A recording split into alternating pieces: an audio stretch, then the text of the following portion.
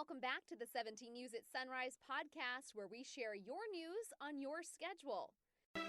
Working in the spirit of the Golden Empire, this is 17 News at Sunrise.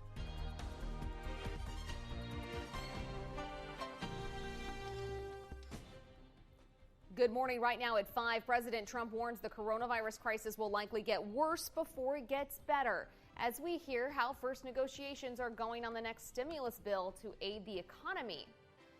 Several school boards meet to talk about what learning will look like in a few weeks when students were supposed to be back in class. That's no longer an option, at least for now, and some districts are having to switch gears quickly. And we could all use a little magic right now, and what's more magical than wishes granted for local sick children? The impact it had on one local family as they ask for your help to grant more. This is Wednesday, July 22nd, 2020. Good morning, it's 5 a.m. Good to have you with us. I'm Maddie Jansen, and we're taking a look at your forecast. It was another warm day across the Golden Empire yesterday, Kev. Well, we kept it below 100, though, so that's always a good thing. And we saw some high clouds making for a beautiful sunset last night. So let's talk about that high temperature of the day. And again, we didn't reach 100. In fact, we hit 99 degrees in Bakersfield, so that was nice. And we're going to continue to cool things down as we go throughout the next few days. One thing you'll see here on the satellite and radar is a few high clouds that did drift through overnight. And that was the case yesterday afternoon into the evening as well, making for beautiful sunsets around Kern County. And our very own General Manager, Derek Jeffrey, sending me this picture outside his backyard as the sun was going down. Just a beautiful shot there. And as we go throughout today, we may see a few high clouds, but most of that is lifting north and east of us. Here's a look at the temperature right now, 73 degrees, light northwest wind at 5 miles per hour. And here's a look at our dog walk forecast. And you can see we'll start out in the mid 70s and then warming you up into the mid 80s by right around 2 o'clock and then 90s this afternoon. But there are no triple digits for Bakersfield today. 55 degrees in Tehachapi right now. No winds. We'll see a light breeze throughout the afternoon. And as we take a look at the hour-by-hour forecast here, starting out in those 60s, and then we'll look for some 80s this afternoon. I'll have much more on your weather. That's coming up in just a little bit. Thanks, Kevin. New this morning, one person's dead after a car caught fire overnight. It all happened around 10:30 last night. CHP says a Honda driving on the 99 north near Merced was hit by a big rig and caught fire. It's not clear if the crash started the fire. CHP says the driver of the Honda died on scene. Officers are still investigating this morning. Well, the CDC says millions more Americans could be infected with coronavirus and not know it. And President Trump now says wear a mask. Our Washington correspondent Tracy Potts has that story this morning. President Trump back in the daily briefing with a new message on masks. If you can, use the mask. When you can, use the mask. And grim predictions about COVID-19. It will probably, unfortunately, get worse before it gets better. The CDC now believes cases in some areas could be 10 times higher than reported.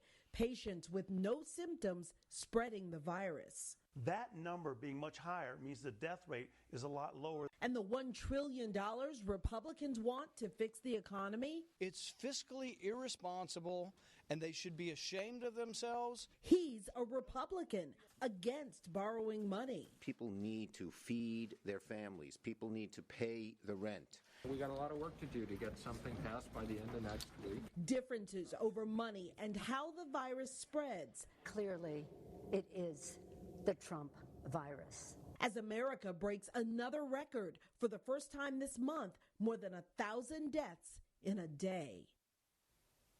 And now there's new concern about coronavirus in the military. Infection rates have tripled in the last 6 weeks. More than 20,000 people are infected. Tracy Potts, NBC News. An unfortunate milestone in the COVID-19 pandemic here in Kern County. 10,000 cases of coronavirus are now confirmed in our area. More than half are considered active. Here are the latest numbers. Tuesday, 834 new cases were reported. 180 people are in the hospital. That number stayed the same from Monday. 65 are in the ICU. More than 4,900 are at home with an active case of the virus. 105 people have died from the virus since March. And this morning, we're learning more about the people who've died from the virus. Kern Public Health says 60 people were Hispanic. 30 white, and 7 were black. 2 were Asian. Public Health has not provided information on their ages. Kern Public Health says one of the reasons we're seeing such a big jump in cases is that testing is more widely available. Plus, health officials say they had to increase their staffing in order to deal with a massive backlog of new tests. Tonight on 17 News at 5, 17's Alex Fisher will talk about the hot spots of coronavirus in Kern County. Although the virus is widespread, some communities are seeing a significant spike. We'll have more on that coming up tonight on 17 News at 5.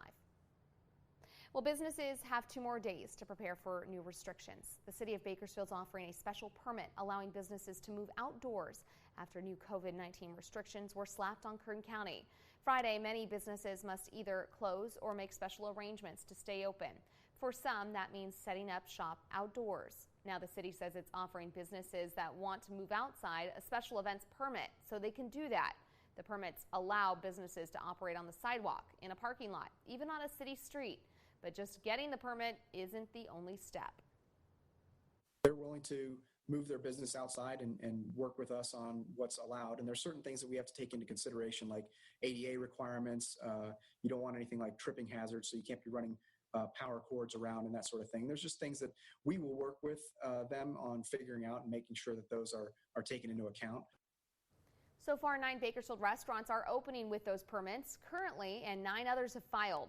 Other businesses like barbershops, hair salons, nail salons, gyms, and yoga studios are also eligible. And as of Tuesday, none had applied. The process takes about 5 business days to complete and costs $86. Your time now is 5:06. For school districts in Kern County, the new year's just a few weeks away. But many reopening plans must change now that the county's back on the state's COVID watch list. On Friday, Governor Newsom said counties on the list are not allowed to reopen school campuses until they've been off that list for at least 14 days. 17's Karen Waugh has a wrap of what some school boards discussed last night. Several local school boards have been meeting to discuss reopening plans. So that conflict makes this decision even that much more difficult. But there's not really a decision other than full-time distance learning for now, since Kern County is officially on the state's watch list. It is not a recommendation, it is a mandate. So Fruitvale, Norris, Tehachapi, Arvin, Wasco Union Elementary, Delano Joint Union High, and Panama Buena Vista Union join the list of districts that will start the school year completely virtually. Even local Catholic private schools like Garces Memorial High and St. Francis, which had originally planned to offer in-person classes 5 days a week, are changing course. A representative from the Diocese of Fresno confirmed none of its 5 schools in Kern County will reopen physically on their start dates next month. The ones who have already approved their 2021 school plans to include in-person instruction to a limited degree will now have to pivot and rechange their focus and move forward in another direction. If districts believe they should be an exception to Governor Newsom's rule, the new guidance also outlines a waiver process for elementary schools only that can apply for in-person instruction approval based on local conditions. Local public school districts will need Kern Public Health's approval for this waiver, but the Diocese of Fresno is already in the process of applying. I believe that many strides have been made in a few short months, and our school districts are in a far better place now than they were back in March in terms of their distance learning programs and what they'll be able to offer. To improve distance learning, many districts are promising increased video time with teachers each day, making sure to look after the mental health and social well-being of students. In Bakersfield, Karen Waugh, 17 News.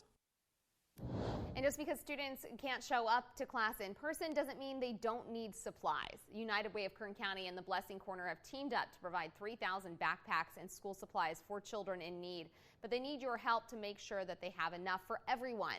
They're looking for backpacks, notebooks, pens and pencils, toothpaste and toothbrushes, mouthwash, deodorant, and more. They'll be collecting those items today from 6 a.m. to 6 p.m. at 5405 Stockdale Highway. You can also donate online at helpkern.org. Court-appointed Special Advocates, or CASA, is also holding a back-to-school drive this month. It's teaming up with Chrysler Jeep Fiat to help students prepare for the school year. You can help by buying school supplies from CASA of Kern County's Amazon wish list. And then you can also drop those supplies off next Thursday, Friday, or Saturday at the dealership between 8 a.m. and 5 p.m.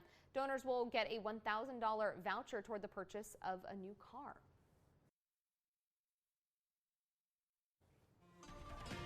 We're back here at 519 in the North Valley. Madera police say the family of missing 2-year-old Thaddeus Saran is not cooperating with the investigation.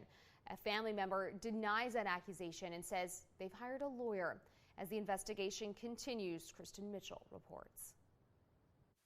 So remember this, my darling, for it is very true. If you're ever apart from me, I'll search until I find you.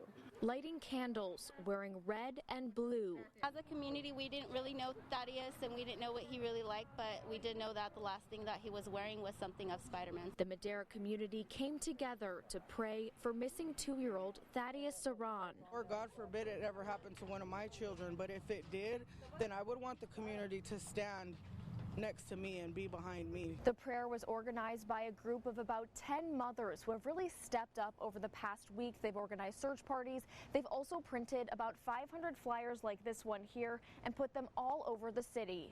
We just want to bring him home safe and alive. Thaddeus's father is Sandeep Saran's second cousin. The Saran family appreciates every effort everyone is making. She says her kids go to school with Thaddeus's siblings, but she hasn't spoken to his parents since March.